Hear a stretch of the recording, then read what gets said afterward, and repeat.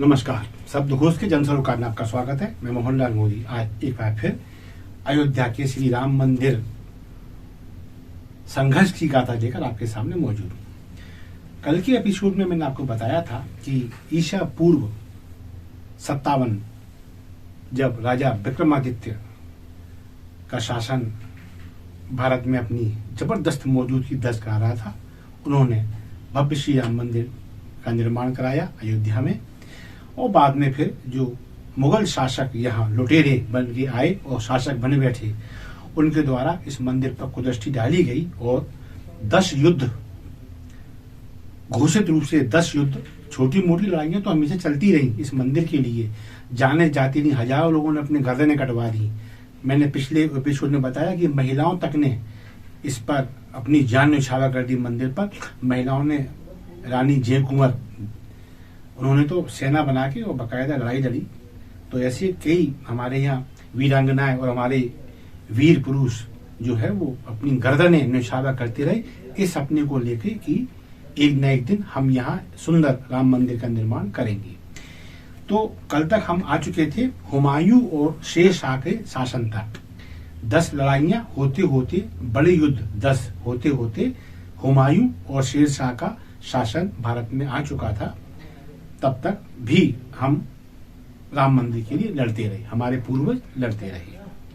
उसके बाद जब अकबर का यहाँ शासन स्थापित हुआ तो उनके कालखंड में भी कम से कम 20 युद्ध ऐसे आते हैं जो घोषित रूप से मंदिर के लिए लड़े गए। इसमें भी हजारों लोगों ने अपनी जान दे दी। इसमें साधु, संत, आम लोग, हमारे राजा रजवाड़े और बहुत सारी वीरांगनाएं इसके काम आए। ये बात अलग है कि मुगल शासकों ने इस मंदिर पे से कुदृष्टि कभी नहीं हटाई। इसमें एक नाम आता है अयोध्या के संत बलराम आचार्य का। इन्हें बलराम आचार्य सेनापति भी कहा जाता है। इन्होंने एक बड़े युद्ध का नेतृत्व किया और सेनापति का कार्यभार संभाला। मुगल शासकों को भारी क्षति पहुंचाई, मंदिर को प्राप्त करने के नजदीक भी पहुंचे, लेकिन सीमित संख्या बल के चलते अंततः ये भी वीरगति को प्राप्त हुए।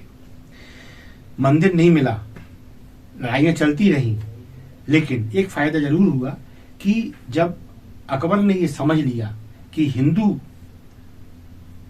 इस मंदिर को अपना आस्था का केंद्र मानते हैं, यदि कुछ सारगर्भित निर्णय नहीं लिया गया तो फिर आज नहीं तो कल शासन को परेशानियों का सामना करना पड़ सकता है।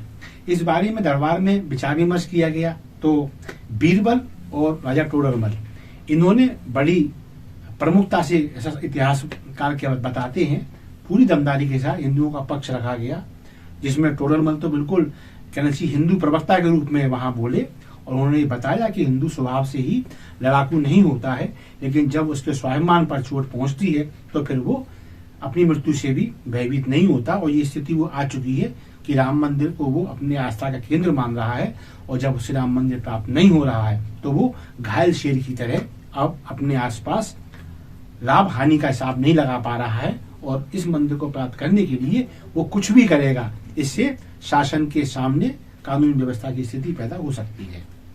ये बात अकबर की समझ में आ गई तो उसने ये कब्जा तो नहीं सौंपा, अकबर ने भी कब्जा नहीं सौंपा। हाँ, ये कह दिया कि मंदिर के सामने जो चबूतरा है वहां आप निर्माण करके मंदिर बना के और पूजा अर्चना आप कर सकते हैं। तो इतना तो हुआ कम से कम, चलो एक पूजा पद्धति वहां शुरू हुई उस परिसर में, एक चबूतरे पर राम मंदिर ने भी आकार लिया। लेकिन जब औरंगजेब का शासन आया तो फिर वही बात कि कहते हैं ना, एक सेकुलरिज्म जो देखने को मिला था अकबर के शासन काल में, मैं उसे पंथ निरपेक्ष शासन नहीं कहूंगा, वो सेकुलरिज्म से ओतप्रोत शासन रहा जहां पक्ष को कहना चाहिए तुष्ट करके, संतुष्ट नहीं, तुष्ट करके अपना काम निकालो, आगे बढ़ जाओ। लेकिन औरंगजेब के शासन में ये भी स्थिति हाथ से जाती रही। उसका भाव, उसे आप नेगेटिव ही कह सकते हैं, नकारात्मक भाव इस मंदिर पर दोबारा बना और उसने उस मंदिर को पुनः अपने मकड़जाल में ले लिया। नतीजा ये हुआ, ये कालखंड है 1658 से 1707 तक का। इसमें फिर लड़ाइयां शुरू हो गई और ये लड़ाइयां 30 घोषित युद्ध बताए जाते हैं। 30 घोषित, मैं फिर कहूंगा छोटी मोटी लड़ाइयां चलती रही, इन्होंने विराम नहीं लिया, लेकिन घोषित युद्ध जो थे उनकी संख्या लगभग 30 बताई जाती है, जो मुगल शासकों के खिलाफ लड़े गए, इसलिए कि हम यहाँ मंदिर बनाकर मानेंगे। अब इसमें यह तो बहुत सारे लोग वीरगति को प्राप्त हुए, लेकिन बाबा वैष्णव दास, कुंवर गोपाल सिंह, ठाकुर जगदम्बा सिंह, ये ऐसे वीर योद्धा हैं जिन्होंने हिला दिया मुगल शासकों के, उनको सोचने की मजबूर कर दिया इन्होंने।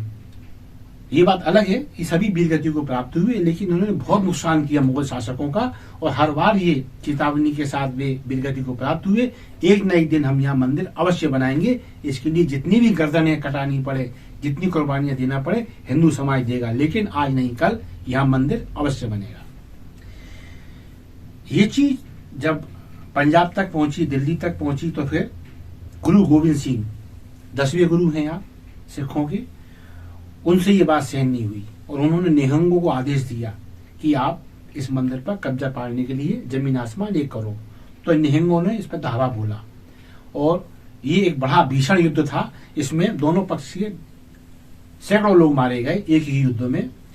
लेकिन बात यही हुई कि मंदिर जो है वो कभी आ गया, कभी चला गया, कभी आ गया, कभी चला गया, कभी हमने कब्जा कर लिया तो कभी, मतलब ये चलता रहा कि मंदिर कभी भी पूरी तरह हिंदुओं के पक्ष में भी नहीं आ पाया, मुसलमान के पक्ष में भी नहीं आ पाया।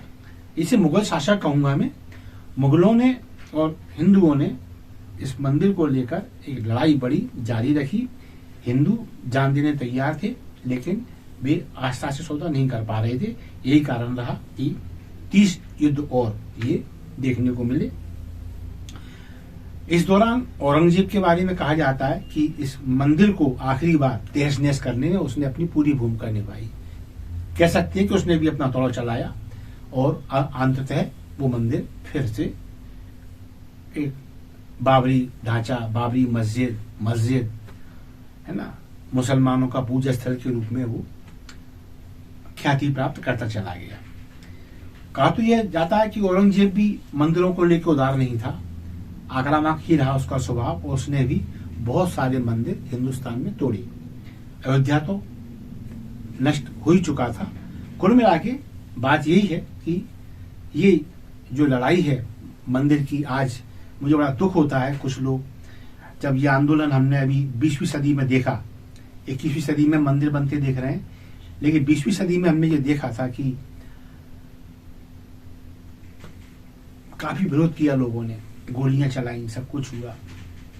लेकिन हमने ये कालखंड भी देखा जब गर्दनें काट दी जाती थी, और अफसोस करने का तो किसी के पास समय भी नहीं था। ऐसा युद्ध इस राम मंदिर ने देखा है। हाँ, बस इस एपिसोड के भी अंत में यही कहूंगा कि अभी जब हम 2 एपिसोड कर चुके हैं तो लड़ाइयां लगभग 50 के ऊपर निकल चुकी हैं, 40-50 के लगभग। इनमें ये बात बहुत समझ में आई, हिंदुओं ने कभी हार नहीं मानी। मुगल शासक कितने भी बलवान, कितनी भी ताकतवर रहे हों, वे अपनी शीश जो है वो निछावा करते रहे। लेकिन इस उम्मीद के साथ और आने वाली पीढ़ी को ये संदेश देने के बाद एक दिन हमें यहाँ राम मंदिर बनाना है, क्योंकि ये हमारा राम मंदिर है, ये हमसे छीना गया है, इस पे बलात् कब्जा हुआ है, इसको नष्ट किया गया है, हम एक दिन यहाँ मंदिर बनाएंगे। बस इसी के साथ युद्ध चलता रहा और इसने जो कामयाबियां हासिल की, ऐसी कामयाबियां कि अब वहाँ एक सुंदर मंदिर बनने जा रहा है। तो उन कामयाबियों के बीच जो बलिदान हमारे बीच सपूतों ने दिए, हमारे पूर्वजों ने दिए, हमारे साधु संतों ने दिए, हमारे राजे महाराजाओं ने, हमारी माता बहनों ने जो शीश कटा लिए, उन सबकी बदौलती आज हम मंदिर देख पा रहे हैं। लेकिन अभी हम मुगल शासन में ही हैं जब ये युद्ध जारी है।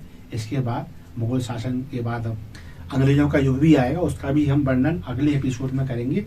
उसके बाद आजाद भारत में भी हमें कितनी परेशानियां इस मंदिर को प्राप्त करने के लिए झेलनी पड़ी, उन सब का ब्यौरा अगले एपिसोड में। तब तक के लिए आज्ञा दीजिए। नमस्कार, जय हिंद। और हाँ, कंटेंट हमारे सामाजिक सरोकार से युक्त होते हैं, राष्ट्रवादी विचारधारा हम लेके चलते हैं, लिहाजा आप सबसे हमेशा अपील करते हैं हमारे कंटेंट को लाइक अवश्य करें, इन्हें शेयर करें, आगे बढ़ाएं और शब्दघोष आपका अपना चैनल है, इसे सब्सक्राइब करना ना भूलें। धन्यवाद। जय हिंद, जय श्री राम।